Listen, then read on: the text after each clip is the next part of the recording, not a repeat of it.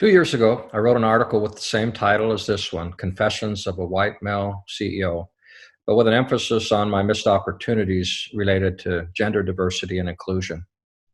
In that article, I confess to some missed opportunities to mentor women throughout my leadership career. Now, in full disclosure, I'm proud of some good things that I've done in that area. I just recognize that I could have done more.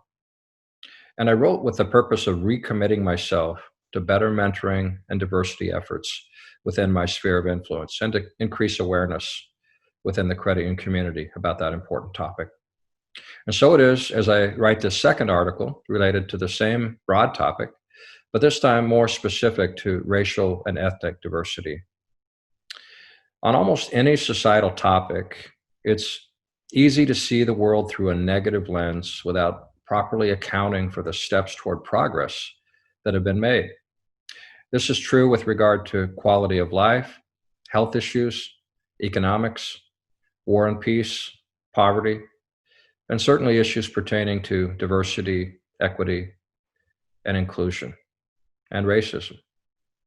Every credit union and credit union organization should be struggling to find the words and the actions to address diversity, equity, and inclusion broadly, but especially now in this time of intense racial tension, we need to acknowledge that much more progress is needed. And yes, all lives matter and police lives matter, but let's not use those words to diminish the call for the eradication of systemic or non-systemic racially motivated police brutality, which is the issue of the day. So we've come a very long way toward liberty and justice for all, regardless of gender, skin color, ethnicity, sexual orientation, marital status, religion, financial status, or physical ability. I'm proud that we have indeed become, as former President George H.W. Bush famously called for in 1988, a kinder, gentler nation. In his inauguration speech, he said, quote, "America is never wholly herself unless she is engaged in high moral principle. We as a people have such a purpose today. It is to make kinder the face of the nation and gentler the face of the world," close quote. Every American president, every leader, every corporate and religious leader, and indeed every personal leader should strive for that credo, now more than ever. But to say it is not enough. What is needed today is the actions along with the words. It starts with the individual, but it also needs to be a part of every company culture, fostered by a leader who believes in the high moral principles that drive a quest for true diversity, equity, and inclusion. In the spirit of creating a short list of suggestions for addressing both diversity, equity, and inclusion broadly, as well as racial injustice specifically, here are 5 thoughts for creating a culture that commits to change, both internally and externally. Number 1, it doesn't have to start with the CEO, but it requires the CEO's engagement. And I believe that. I'm not usually one who is at a loss for words, nor do I typically feel slow to act when required. But in the aftermath of the George Floyd murder on May 25th, 2020, and the ensuing public outcry, I didn't feel ready to issue a CEO statement. So in some respects, I was slow to lead out. Instead, I did what many companies did with their teams. I set up a virtual Teams meeting with our 140 employees. And on that first call, I saw and heard our employees' anger, sadness, and frustration with what they perceived to be not just the injustices, but an inadequate response to the racial tension all around us. I was encouraged to listen, especially to our Black associates and staff of color, which I tried to do. The first meeting moved me in really so many ways and moved our whole team. But most importantly, we were moved to join this movement within our organization and in the broader communities that we're a part of.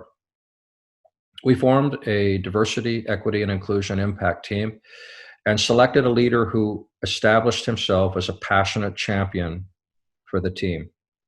We had numerous volunteers from our staff, from which we formed a diverse team. I worked with the team to create a charge and priorities for the impact team that would help our company. But importantly, I deferred to them to engage all of our staff and me with both financial and non-financial recommendations to improve our commitment to diversity, equity, and inclusion. More specifically, we prioritize causes that foster racial justice. The CEO's involvement can bring unity to the individual efforts of staff, one organization, one voice, one industry in a stand against racism. A second recommendation, create a team-driven process for introspection and engagement. This DEI impact team will be staff-driven. However, it will also include regular forums for our whole team and I to be introspective and engaged. And this is part of my confession as a 62-year-old white man, and yes, one who has lived a life of privilege most of my life. I can honestly say that I have never felt discrimination in my heart or in my actions. But I realize that because of many lifelong factors that contributed to who I am, I have lacked the passion for using my influence to support and impact the many causes that can bring about change. Passion for diversity, equity, inclusion, change should not be impacted by political, religious, or geographic factors. But I fear that in many cases, and in my case, all three may have made me less sensitive or less aware of the need for aggressive societal change. I was raised in a small, predominantly white town, heavily influenced by conservative Christian values. And in many ways, those values made me a better person. But in other ways, these same forces, I fear, limited my thinking. However, as I have lived and worked in more diverse and metropolitan cities of Seattle and Detroit for the past 29 years, I've come to realize that some religious beliefs and political policies have been too slow to foster fairness and equality for women, for people of color, and for the LGBTQ plus community. I've come to realize that whether this bias comes from a church, a political leader, or friends having a private conversation, I have an obligation to challenge those views every time and encourage complete equality and inclusion for all. It starts with the individual. I also realize that my responsibility is to mentor and coach my senior leaders to drive their journey of introspection and engagement. This can create a cascading effect through the organization that helps galvanize a true team commitment. So it's a journey and it's a process. As a compelling example of this team effort, our diversity, equity, inclusion impact team and entire staff wrote and embraced a very impactful statement of commitment to these efforts. And I'm very proud of that statement, and it speaks for the team. A third suggestion here is to create a plan for both internal and external change. While initially our DEI efforts will focus on rallying staff support for funding and participating in movements that foster DEI change, in tandem with these efforts, we will obviously look at our internal policies and practices. We will strive for diversity, equity, and inclusion in our hiring, pay equity, and advancement opportunities, as well as in our board composition. Additionally, both the Michigan Credit Union League and CU Solutions Group plan to create and participate in forums for learning and engagement around important DEI priorities. Trade associations have a particularly important role to continue conversations and the sharing of diversity, equity, and inclusion best practices. We also hope to inform our employees regarding legislative and regulatory and judicial opportunities for fostering equality for all. While organizationally we may be limited in taking formal positions on many issues, as employees we can increase awareness and engagement in support of those efforts. A fourth suggestion, this is a process, not a one-time event. While tremendous progress has been made toward equality for women on racial, ethnic justice issues, and on fairness and equality for the LGBTQ plus community. So much more progress is needed on all fronts. And since we'll always have a society that fails to be kinder and gentler, change will be slower and less perfect than what we would prefer to see happen. Because of this, we can't expect real change to occur without a lifelong, consistent commitment by individuals and organizations to put processes in place that go beyond a simple policy or statement of support. Change will require individual and collective introspection and commitment to making an impact. The fifth suggestion is perhaps the most difficult, and that is to shun all rationalization, regardless of what drives it. As part of my so-called confession to being less committed in my past, I referenced being influenced directly or indirectly by political views, religious beliefs, and a rural versus metropolitan bias or mindset.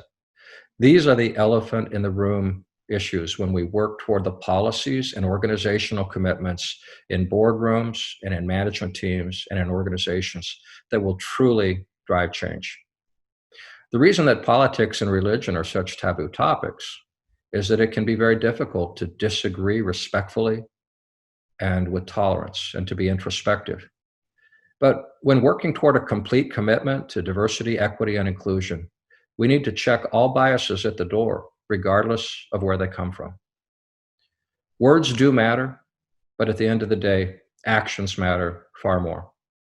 Nobody should rationalize that, for instance, supporting the concept of Black Lives Matter runs counter to also supporting the amazing sacrifices of men and women in law enforcement. I believe that tremendous opportunity lies ahead for leaders of credit unions and credit organizations to lead by example on diversity, equity, and inclusion, and specifically on support efforts for racial justice. Martin Luther King Jr. has the last word here in this article because he said it so beautifully with these words, and I quote, "I refuse to accept the view that mankind is so tragically bound to the starless midnight of racism and war that the bright daybreak of peace and brotherhood can never become a reality. I believe that unarmed truth and unconditional love will have the final word," close quote.